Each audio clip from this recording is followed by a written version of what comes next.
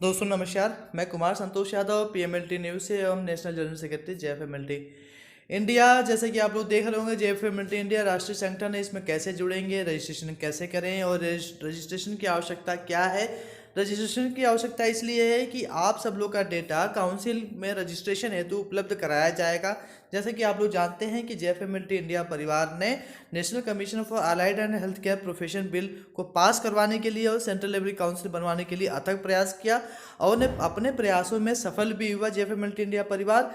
तो अब next procedure है काउंसिल में रजिस्ट्रेशन के लिए डेटा कलेक्शन की, और जिस डेटा कलेक्शन के लिए हमने इसी वीडियो में एक वीडियो दिया हुआ फॉर्म और डिस्क्रिप्शन में नीचे एक फॉर्म दिया जाएगा। गूगल का फॉर्म है, उसमें लिखना है, सिर्फ क्लिक करना है यस और नो के माध्यम से। वेरी सिंपल प्रोसीजर है। बहुत सारे लोगों को दिक्कतें हुई थी कि इस फॉर्म को भरने में, तो मैंने इस पर वीडियो बनाया है। ये बहुत ज़रूरी है कि इस फॉर्म को भरना, अगर आप लोग भरेंगे तभी आपका डेटा मिनिस्ट्री तक पहुंचाया जाएगा। क्या कहें कि जो काउंसिल का गठन होने वाला है उसमें रजिस्ट्रेशन के लिए डेटा की ज़रूरत है, क्योंकि सरकार के पास किसी भी प्रकार का डेटा नहीं है कि किस व्यक्ति ने कहाँ से कौन कौन से इंस्टीट्यूशन से किया हुआ है। बेसिकली उनको इंस्टीट्यूशंस का डेटा चाहिए, तभी रजिस्ट्रेशन हो पाएगा। तो इसलिए अगर आप लोग रजिस्ट्रेशन करवाना चाहते हैं और छूटना नहीं चाहते हैं तो नीचे लिंक में, डिस्क्रिप्शन में लिंक दिया गया है, जस्ट उसको क्लिक करना है। गूगल लिखा होगा, गूगल फॉर्म ब्लू कलर का की लाइन होगी, उसको क्लिक करना है और फॉर्म को फिलअप करना है। जिन लोगों को व्हाट्सएप के माध्यम से फॉर्म चाहिए वो लोग मुझे मेरे नंबर पर व्हाट्सएप कर सकते हैं और मैं उनके व्हाट्सएप नंबर पर इस गूगल फॉर्म को सेंड कर दूंगा। देखिए, मैं बार बार कह रहा हूँ, अनिवार्य है फॉर्म को भरना। अगर आप फॉर्म को नहीं भरेंगे आपका डेटा सरकार तक नहीं पहुँच पाएगा। और इस फॉर्म को भरने का कोई भी शुल्क आपसे नहीं लिया जा रहा है। बार बार मैं कह रहा हूं कि फॉर्म को फिलअप कीजिए। इसी वीडियो को पूरा देखिएगा। इस वीडियो में हमने फॉर्म को किस तरीके से भरना है उसके बारे में बताया है। तो चलिए हम लोग स्टेप बाय स्टेप फॉर्म को भरते हैं। एक बात और, जिन लोगों ने फॉर्म पहले भर लिया है उन लोगों को नहीं भरना है। जिन लोगों ने नहीं भरा है, ये वीडियो या फॉर्म उन लोगों के लिए है, तो कृपया ध्यान रखें। जिन्होंने पहले भर लिया वो ना भरे, नए लोग इसको फिलअप करना स्टार्ट करें। दोस्तों आप ये देख रहे होंगे स्क्रीन पर मैंने ये मैसेज किया हुआ है किसी को, और इसमें आप ऊपर भी पढ़ना चाहेंगे तो बहुत सारा लिखा हुआ कि अगर आप चाहते हैं कि मेडिकल लैब टेक्नोलॉजी टेक्नीशियन को सम्मान मिले, तो जिसके पास भी इस तरह का मैसेज मैंने भेजा हुआ है पर्सनली या ग्रुप में, या अगर आप फेसबुक पर देखेंगे या यूट्यूब पर, तो क्लिक हियर करके दिया होगा ये लाइन पे। हम यहाँ पे सिंपली कुछ नहीं करेंगे, जो ब्लू कलर का दिख रहा है उसको ओपन करें, क्लिक करेंगे। क्लिक करने के बाद क्रोम पर जाएंगे और ये फॉर्म ओपन होगा। इस तरीके से अभी ये ओपन होगा, ये ओपन हो रहा है। अब यहाँ पे देख रहे होंगे आप, joint forum of medical lab laboratory technology JFMLT India, national association for medical lab technologist and lab owners. तो जेएफएमएलटी इंडिया जो है नेशनल लेवल एसोसिएशन है जो कि प्राइवेट मेडिकल लैब टेक्नोलॉजिस्ट और लैब ओनर्स के वेलफेयर के लिए कार्य करती है। तो ये फॉर्म दिया हुआ है बेसिकली, इसमें आपको रजिस्ट्रेशन करना है। बहुत इजी प्रोसीजर है। इसमें आपको लिखना नहीं है, कलम का पेन का इस्तेमाल नहीं करना है। सिंपल प्रोसीजर है, वेरी सिंपल है। और ये यहाँ पे आप देख रहे होंगे ईमेल एड्रेस लिखा हुआ है। तो आपका जो भी ईमेल है, जैसे कि मेरा ईमेल आईडी है संतोष, लिख रहा हूं मैं, संतोष माइक्रो BIOLOGY माइक्रोबायोलॉजी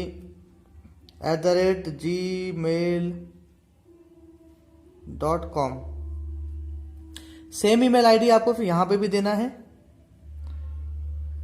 फिर से मैं अपनी दे रहा हूँ, आप लोग अपनी ईमेल आईडी डालिएगा।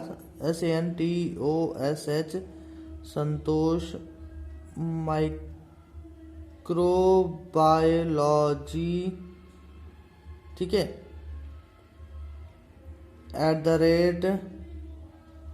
@gmail.com, ठीक है। ये मैं अपनी ईमेल आईडी डाल रहा हूं, आप लोग अपनी ईमेल आईडी डालिएगा। फिर यहाँ लिखा हुआ एग्री, तो यहाँ पे आपको कुछ नहीं करना है, क्लिक करना है, सिंपल। फिर आपने यहाँ पर आपका देखिए हिंदी और इंग्लिश दोनों में है योर फुल नेम या आपका पूरा नाम, तो मैं लिखूंगा संतोष। आप लोग अपना नाम डालिएगा। मेरा एज जो है 32, आप भी अपना एज डालिएगा। फिर आप सेक्स डालना है। सेक्स मतलब कि मेल, आप मेल हैं या फीमेल है, तो आप अगर मैं मेल हूँ तो मैं मेल लिखूंगा, जो लोग फीमेल हो फीमेल लिखेंगे। फिर आपने यहाँ पे मोबाइल नंबर लिखना है। मेरा मोबाइल नंबर है 9630661294, ये व्हाट्सएप नंबर भी है मेरा। और उसके बाद जो है फिर ये एड्रेस है, आप इसमें कंप्लीट एड्रेस लिखिएगा। मैं इसमें अपना एड्रेस डाल देता हूँ, ठीक है। वैसे तरह से आपने लिखना है। अब ये महत्वपूर्ण प्रश्न आपके लिए है कि what subject have you passed, English में है, मतलब कि आप किस विषय से उत्तीर्ण हुए हैं। तो अगर आप CMLT हैं या CMLT प्लस BSc हैं या DMLT हैं, जो भी आपने क्वालिफिकेशन अचीव की है, आप पास किए हैं, वो डालिए। और जिन लोगों ने पास नहीं किया हुआ है, अगर वो अभी कर रहे हैं, तो आप लोग यहाँ पर pursuing doing DMLT, pursuing doing BSc MLT कुछ भी डाल सकते हैं। अब इसमें अलग अलग क्वालिफिकेशन है, बहुत सारी क्वालिफिकेशन दी हुई है। एग्जाम्पल के तौर पर मैं मान लेता हूं कि जैसे मेरी क्वालिफिकेशन मान लेता हूं कि मेरी क्वालिफिकेशन BMLT है, हालांकि मेरी क्वालिफिकेशन इसके अलावा और भी है, तो मैंने एक आप लोग को एग्जाम्पल के लिए बताया है। अब नेक्स्ट क्वेश्चन है are you from which state. English में भी लिखा हुआ है, हिंदी में लिखा हुआ है कि आप किस राज्य से हैं। अब मैंने लिख दिया यहाँ पे यूपी, ठीक है। नेक्स्ट क्वेश्चन है under which system did you get education, मतलब कि आप किस प्रणाली के तहत आपने शिक्षा प्राप्त की है। आपने रेगुलर किया हुआ है, डिस्टेंस किया हुआ है। जैसे मैंने रेगुलर किया, जिसने रेगुलर किया वो रेगुलर पर टिक लगाए, जिसने डिस्टेंस किया डिस्टेंस करे। थोड़ा सा हो सकता है कि ये आपको समय लगेगा, लेकिन ये आप लोग के फायदे के लिए है। अगर आप लोग इसको फॉर्म को नहीं फिलअप करेंगे तो रजिस्ट्रेशन जो काउंसिल बन रही है उसमें रजिस्ट्रेशन में आपको दिक्कत आएगी। ये डेटा कलेक्शन किया जा रहा है कि किसने किसने कहाँ से कोर्स किया हुआ है। अब विश्वविद्यालय, जो भी आपका विश्वविद्यालय है आप डाल दीजिएगा। जैसे कि मैं यूपी रिम्स डाल दे रहा हूं। आप लोगों का जो भी विश्वविद्यालय है, नेम है, यूनिवर्सिटी, जो भी कॉलेज है, आप जहां से भी किया है। नेक्स्ट क्वेश्चन है are you member of any profession related national association, मतलब कि आप किसी एसोसिएशन से जो कि नेशनल लेवल पर कार्य कर रही है उससे जुड़े हैं। तो अगर आप जुड़े हैं तो अच्छी बात है, JFMLT इंडिया से जुड़े हैं किसी और एसोसिएशन से तो ठीक है, नहीं जुड़े हैं तो फिर आप अदर्स को टिक कर देंगे। मैं JFMLT इंडिया से जुड़ा हुआ हूं तो मैं JFMLT इंडिया डाल रहा हूं। फिर are you registered with any state paramedical council, अगर आप किसी स्टेट की पैरामेडिकल काउंसिल से रजिस्टर्ड हैं, मान लेते हैं कि जो यूपी से है, अगर वो यूपी स्टेट मेडिकल फैकल्टी से रजिस्टर्ड है, या MP पैरामेडिकल काउंसिल रजिस्टर्ड है, झारखंड पैरामेडिकल काउंसिल रजिस्टर्ड है, ये अलग अलग काउंसिल के नाम दिए हुए हैं। अब मैं यूपी स्टेट मेडिकल फैकल्टी डाल दे रहा हूँ, ठीक है। उसके बाद जो are you registered member of joint forum, क्या आप JFMLT इंडिया जो कि नेशनल लेवल एसोसिएशन है उससे पंजीकृत हैं। तो आप अगर आप हैं तो यस कीजिएगा, अगर नो है तो नो कीजिएगा, ठीक है। अब मैं यस कर दूंगा। अगर आपने फीस पेड की होगी तो फीस पेड कर सकते हैं आप, ठीक है। At present what are you doing, वर्तमान में आप क्या कर रहे हैं, मतलब कि आप अभी इस समय क्या कर रहे हैं। क्या आप गवर्नमेंट जॉब में है, job in government sector, job in private sector, running A own path lab, खुद की लैब संचालित कर रहे हैं, गवर्नमेंट जॉब कॉन्ट्रैक्ट में है, आउटसोर्सिंग में है, टीचिंग कर रहे हैं किसी MLT स्टूडेंट या गवर्नमेंट सेक्टर में या प्राइवेट इंस्टीट्यूशन में, ठीक है। इस तरीके से है। तो जो भी है, मैं एग्जाम्पल के लिए अपना ये डाल देता हूं, आप जो भी हैं उसमें डालिएगा। If you are, next question है if you are working a pathology lab in private sector, how many pathology lab are running in your district, मतलब अगर आप अपने क्षेत्र में एक पैथोलॉजी लैब चला रहे हैं जो DMLT BSMLT द्वारा है, आपके जिले में कितनी लैब चल रही है, आप जिस भी जिले से हैं उसमें डाल दीजिए। मान लेते हैं मैं किसी जिले से हूं तो मैं वहां डालूंगा 25, ठीक है, क्योंकि आप अपने क्षेत्र में जहां पर भी हैं अगर लैब चला रहे हैं तो आप डाल सकते हैं। नेक्स्ट क्वेश्चन है if you are working in private sector are you satisfied with current salary, मतलब कि यदि आप निजी क्षेत्र में प्राइवेट लैब में काम कर रहे हैं तो क्या वर्तमान वेतन से संतुष्ट हैं। आप संतुष्ट हैं तो यस लिखिएगा, नहीं है तो नो कीजिएगा, ठीक है। फिर नेक्स्ट है if you are working in private health care sector how much salary are you getting, मतलब यदि आप निजी क्षेत्र में काम कर रहे हैं तो आपको कितना वेतन मिल रहा है। जो भी आपको वेतन मिल रहा होगा 5,000, 8,000, 10,000, 12,000, 15,000, 18,000, 20,000, या अगर आप नॉट वर्किंग है तो नॉट वर्किंग लिख लीजिएगा। मैं एग्जाम्पल के तौर पे ये डाल देता हूँ। If you are working in private health sector are you getting EPF मतलब एम्प्लॉय प्रोविडेंट फंड। अगर आप किसी प्राइवेट लैब में या प्राइवेट हॉस्पिटल में या किसी कॉर्पोरेट सेक्टर में काम कर रहे हैं तो क्या आपका EPF कटता है? तो आपका कटता है तो यस कीजिएगा, नहीं तो नो कीजिएगा। ठीक है। What salary should be in private sector, निजी क्षेत्र में क्या वेतन होना चाहिए। अगला क्वेश्चन है कि निजी क्षेत्र में अगर आप प्राइवेट पैथोलॉजी लैब में काम कर रहे हैं तो क्या सैलरी होनी चाहिए। मेरे हिसाब से 15,000 से 20,000 होना चाहिए। If you are work in government sector under contract outsourcing, next question है कि यदि आप सरकारी क्षेत्र में काम कर रहे हैं संविदा या आउटसोर्सिंग में या NHM के तहत, तो क्या आप वर्तमान में जो वेतन मिल रहा है उससे संतुष्ट हैं? आप संतुष्ट है तो यस कीजिएगा, संतुष्ट नहीं है तो नो कीजिएगा। What salary should be in government sector, अगर कोई व्यक्ति आउटसोर्सिंग में या कॉन्ट्रैक्ट में या NHM में या TB में या NACO में किसी भी गवर्नमेंट का जो प्रोजेक्ट चलता है उसके अंतर्गत कॉन्ट्रैक्ट या आउटसोर्सिंग में काम कर रहे हैं तो उसमें क्या सैलरी होनी चाहिए। मेरे हिसाब से 25 या मेरे हिसाब 30,000 होनी चाहिए। आपको जो भी लगता है आप उसमें लिख दीजिएगा, टिक करना है। In outsourcing contractual recruitment is right, क्या मत है इसका क्वेश्चन, क्या आप स्वास्थ्य विभाग में आउटसोर्सिंग जो कॉन्ट्रैक्ट भर्ती होती है उसके पक्ष में है या नहीं है। अगर आप यस है तो नो, यस कीजिएगा, नहीं है तो नो कीजिएगा। मैं नो करता हूं। If you are working in government sector under contract, यदि आप सरकारी क्षेत्र में काम कर रहे हैं या संविदा आउटसोर्सिंग NHM के तहत काम कर रहे हैं तो क्या वर्तमान वेतन से संतुष्ट है, तो हम लिखेंगे नहीं संतुष्ट हैं। What salary should be in government sector under contract, मतलब कि अगर कॉन्ट्रेक्चुअल में आउटसोर्सिंग में NHM में क्या सैलरी होनी चाहिए, 30,000 करीब। ठीक है। If you are working government sector are you satisfied with current, अगर आप गवर्नमेंट सेक्टर में काम कर रहे हैं मतलब आप परमानेंट वैकेंसी है और परमानेंट नौकरी है आपकी, 6 पे कमीशन के हिसाब से क्या सैलरी होनी चाहिए। तो मेरे हिसाब से 4200 ग्रेड पे होना चाहिए equivalent. If you are working in government sector what grade pay should B,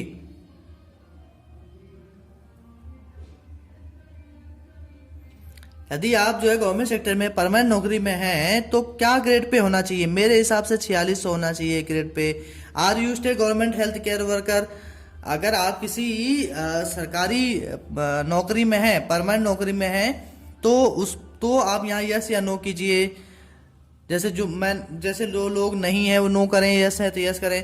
are you central government health care employ, अगर आप किसी केंद्र सरकार के अधीन कोई मेडिकल कॉलेज या हॉस्पिटल के अंतर्गत काम कर रहे हैं तो यस कीजिए या नो कीजिए। ठीक है, आप जो भी करना चाहें कीजिए। Are you working under outsourcing agency, क्या आप किसी आउटसोर्सिंग एजेंसी के माध्यम से गवर्नमेंट सेक्टर में काम कर रहे हैं तो आप उसको यस कीजिए या नो कीजिए। फिर नेक्स्ट क्वेश्चन है are you working under contract NHM और नेशनल हेल्थ कॉन्ट्रैक्ट के माध्यम से आप काम कर रहे हैं। अगर आप काम कर रहे हैं NHM में तो यस कीजिए और नो कीजिए। ठीक है। Are you want one nation one salary, क्या आप ये चाहते हैं और one nation one central council चाहते हैं तो हम लिखेंगे yes. Are you want post name designation should be according to educational qualification, क्या आप चाहते हैं कि जो शैक्षणिक योग्यता के अनुसार पद का पदनाम होना चाहिए, बिल्कुल होना चाहिए। Do you want the designation of medical laboratory officer like nursing and pharmacy, क्या आप नर्सिंग और फार्मेसी जैसे मेडिकल लेबोरेटरी ऑफिसर का पदनाम चाहते हैं, बिल्कुल चाहते हैं। Are you want teaching faculty post after degree, master degree और PhD इन पैरामेडिकल कॉलेज, क्या आप paramedical college, government medical college में डिग्री, मास्टर डिग्री या PhD के बाद टीचिंग पद पर जाना चाहते हैं, बिल्कुल जाना चाहते हैं। आप जाना चाहते हैं तो यस कीजिए, नहीं जाना चाहते नो कीजिए, नहीं समझ में आया तो कीजिए। Are you want to teaching faculty post after degree, master degree और PhD in government medical college,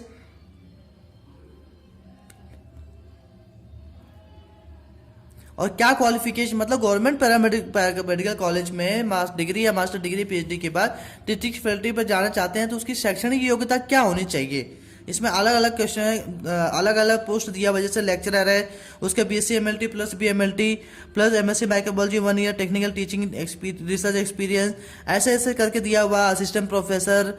तो इसमें आपको जो समझ में आता है उसको टिक कीजिए। Are you want government paramedical university या कॉलेज, क्या आप हर राज्य में गवर्नमेंट पैरामेडिकल यूनिवर्सिटी या medical lab technology and allied health care sciences college चाहते हैं? बिल्कुल चाहते हैं।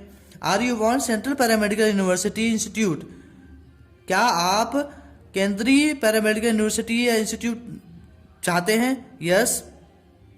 Eight what basis you want signature right. देखिए अब ये बात आ गई है कि सिग्नेचर, बेसिक की जो लैब की रिपोर्ट्स होती है इसमें सिग्नेचर का क्राइटेरिया होना चाहिए, ठीक है। इसमें DMLT plus 8 year experience, BSc MLT plus 5 year experience, BSc MLT plus 5 MSc biochemistry, ये सब दिया हुआ है। जो भी आपको ठीक लगता है आप उसमें टिक कर सकते हैं। Are you happy with medical lab technology profession, मतलब क्या आप इस मेडिकल लैब टेक्नोलॉजी प्रोफेशन से खुश हैं? तो आपको लगता है कि यस है तो यस कीजिए, नो है तो no. If you are not happy with this medical laboratory please give the reason in English और हिंदी। यदि आप इस चिकित्सा प्रयोगशाला प्रौद्योगिकी पेशे से खुश नहीं है तो क्या कारण है? तो आप इसमें जो भी salary not suitable, timing not suitable, promotion नहीं है, नो रिस्पेक्ट, तो इस तरीके से आप उस पर टिक कर सकते हैं।